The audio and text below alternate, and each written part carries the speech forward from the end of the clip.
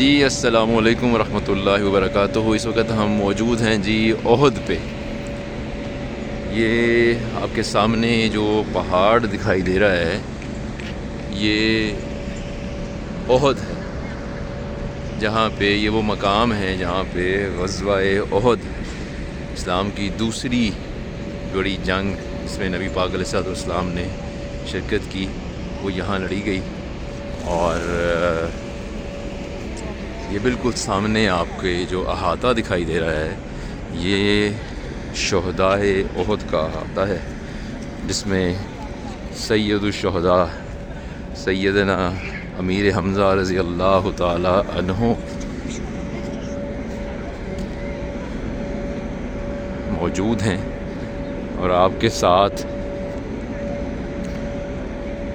حضرت مصعب بن عمیر رضی اللہ تعالی عنہ اور حضرت حنظلہ رضی اللہ تعالی عنہ، یہ تین صحابہ کرام کی جو قبر مبارک ہے وہ ایک جانب ہے۔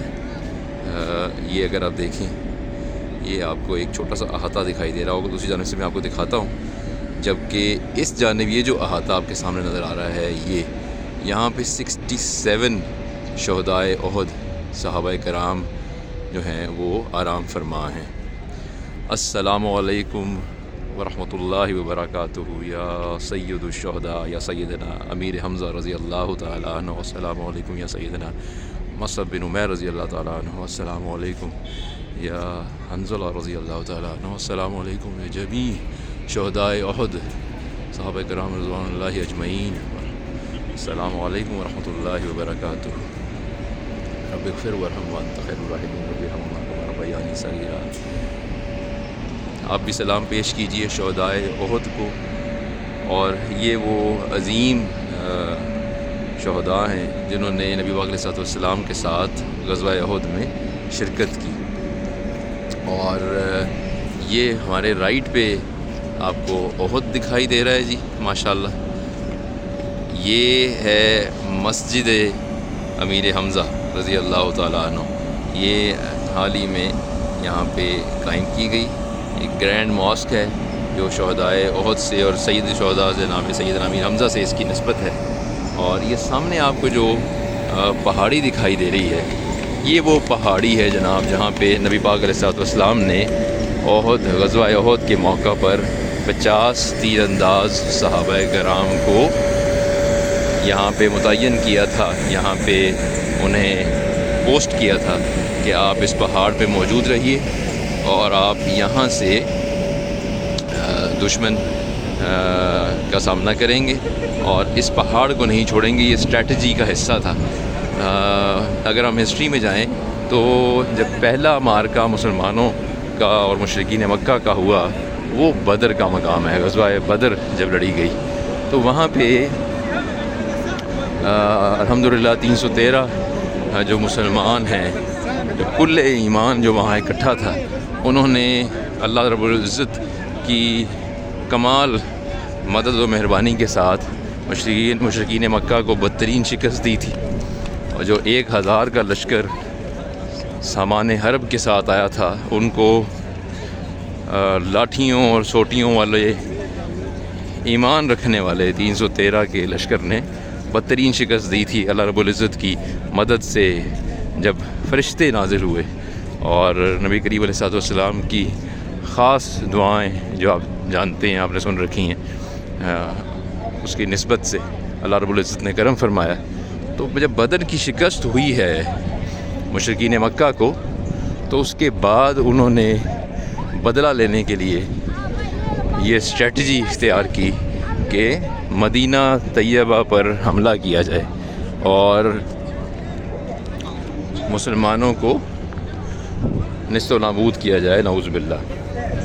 اور جیسے آپ جانتے ہیں کہ ابو جہل جو ہے مشرکین مکہ کا سردار، وہ تو جہنم واصل ہو گیا تھا بدر کے مقام پر، لیکن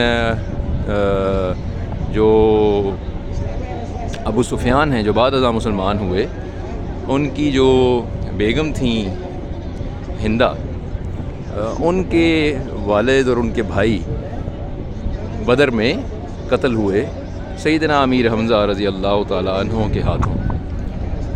تو ظاہر ہے عرب میں بھی ایک بدلے کا رواج آپ جانتے ہیں، اور ویسے بھی ان کا خون کھولا کہ میرے باپ اور بھائی کو قتل کر دیا ہے، ایمان اس وقت نہیں لائے تھے، تو پوری ایک اسٹریٹجی بلڈ کی گئی مسلمانوں کو شکست دینے کے لیے اور ان کو صفحہ ہستی سے مٹانے کے لیے، اور پھر 3000 کا لشکر تیار کیا گیا۔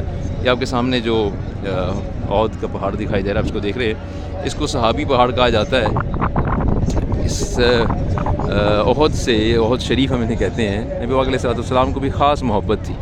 سید الشہداء سیدنا امیر حمزہ سے تو الفاظ میں بیان ہی نہیں ہو سکتی کہ حضور کی کتنی محبت تھی۔ حضور کے چچا ہیں اور رضائی بھائی بھی ہیں اور ہم عمر ہیں، بہت قریبی دوست ہیں، محبت کا تعلق تھا حضور علیہ السلام اور سیدنا امیر حمزہ کا۔ تو یہ وہ مقام ہے جہاں پہ سیدنا امیر حمزہ کی شہادت ہوئی، تو نبی پاک علیہ السلام یہاں پہ اکثر تشریف لایا کرتے تھے مدینہ طیبہ سے، تو یہاں آنا حضور کی سنت بھی ہے۔ اور اس پہاڑ سے بھی محبت اس طرح سے ہے کہ جب یہاں پہ شہداء جب شہید ہو گئے اور جنگ کا اختتام ہوا اور جب ان کی باڈیز جب مدینہ طیبہ لے جائی جا رہی تھیں، تو اس روایت میں آتا ہے کہ اس پہاڑ نے بھی حرکت کی ساتھ، تو حضور علیہ السلام نے پھر حکم فرمایا کہ یہ جدائی برداشت نہیں کرتا، ان شہداء کو یہیں دفن کیا جائے، اور اس کے بعد پھر یہ شہدائے احد یہاں ان کو دفن کیا گیا۔ اور جو زخمی تھے صحابہ انہیں مدینہ طیبہ لے جایا گیا، ان میں سے بھی کچھ صحابی بعد میں شہید ہوئے، ان کا احاطہ ہم آپ کو جنت البقیع میں دکھائیں گے، جو وہاں پہ شہدائے احد جنت البقیع میں بھی کچھ دفن ہیں جو مدینہ طیبہ جانے کے بعد شہید ہوئے تھے۔ تو میں آپ سے عرض کر رہا تھا کہ 3000 کا لشکر مشرکین مکہ نے تیار کیا، اور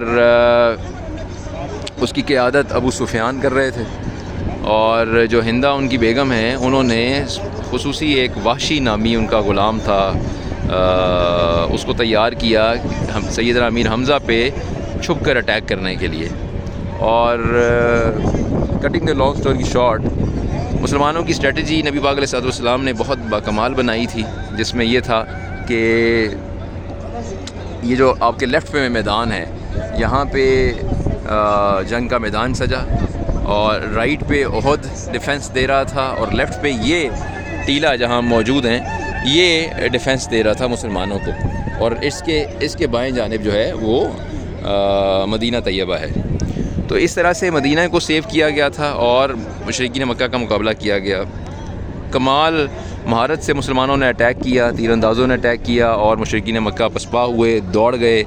مسلمانوں کو محسوس ہوا کہ وہ جنگ جیت چکے ہیں، اور سامان جو مال غنیمت تھا جو مشرکین مکہ چھوڑ کے بھاگے تھے، مسلمانوں نے اس کو اکٹھا کرنا شروع کر دیا۔ اس دوران ایک غلطی یہ ہوئی کہ اس ٹیلے پہ موجود جو 50 تیر انداز تھے انہوں نے بھی یہ ٹیلہ چھوڑ دیا، اور محسوس یہ ہوا کہ ہم جنگ جیت چکے ہیں، جو کہ نظر بھی یہی آ رہا تھا کہ جنگ جیت چکے ہیں۔ مشرکین مکہ جو ہے وہ میدان چھوڑ کے بھاگ کھڑے ہوئے تھے، لیکن نبی پاک علیہ السلام کا حکم یہ تھا کہ اس ٹیلے کو نہیں چھوڑنا، کیونکہ یہ ایک جنگی اسٹریٹجی کا حصہ تھا۔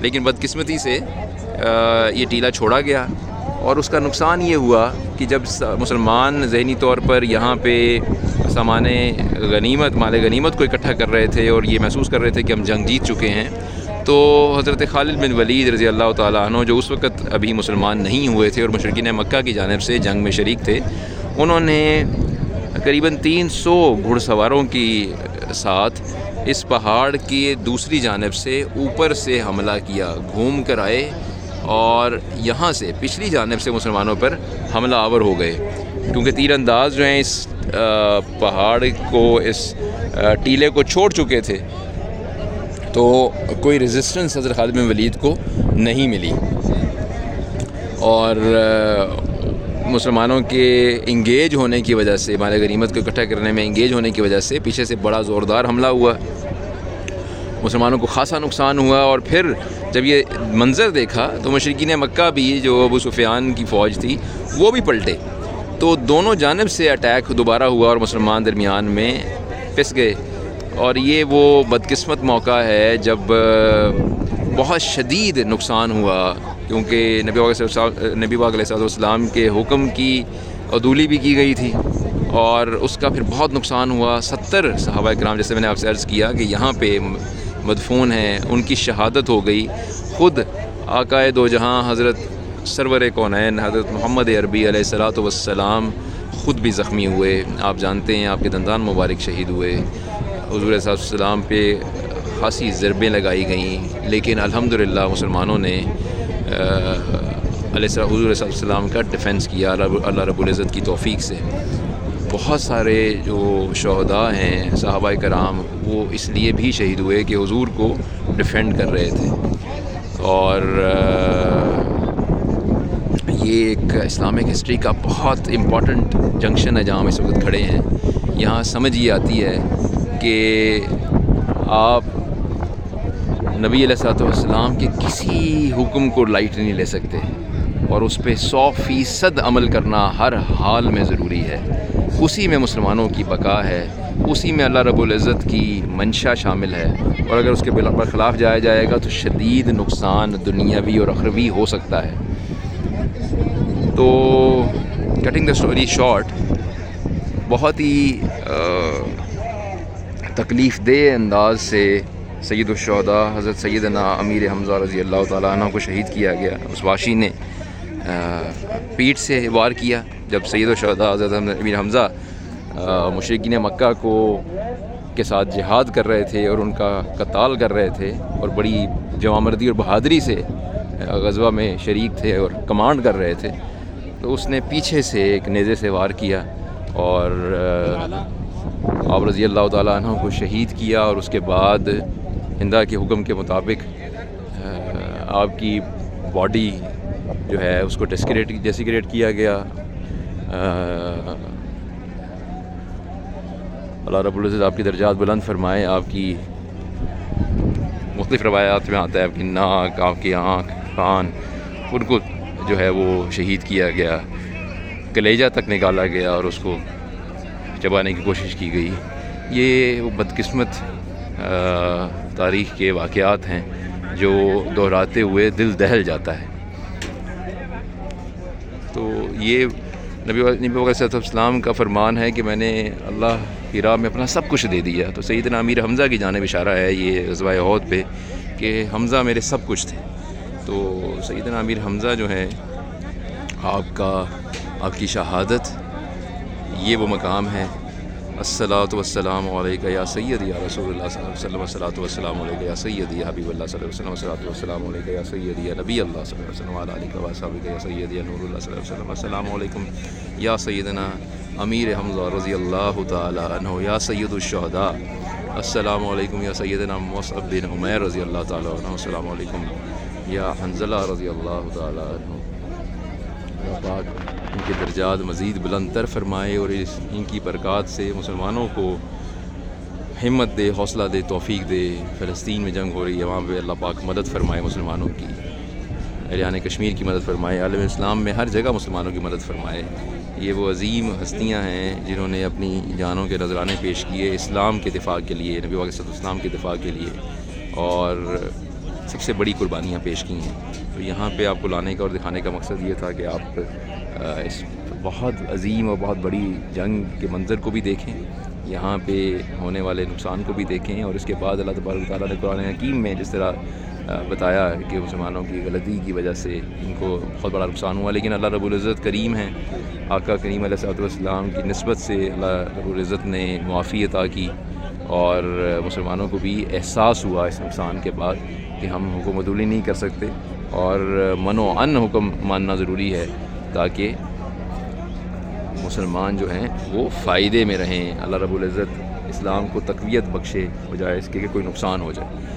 تو ہم بھی فاتحہ پڑھ لیتے ہیں اور سلام عرض کرتے ہیں. آپ کو بھی یہاں لانا ہے اور دکھانے کا مقصد ہے کہ آپ بھی سلام عرض کر لیں، اور اس صحابی پہاڑ احد کو بھی دیکھیں جس سے نبی پاک علیہ السلام نے محبت کی، اور یہ حضور سے محبت رکھتا تھا. اور بہت ساری احادیث احد کے حوالے سے بھی موجود ہیں، سب کا یہاں پہ ذکر نہیں ہو پائے گا، لیکن شہداء احد کو خصوصاً ہمارا سلام. السلام علیکم ورحمۃ اللہ وبرکاتہ.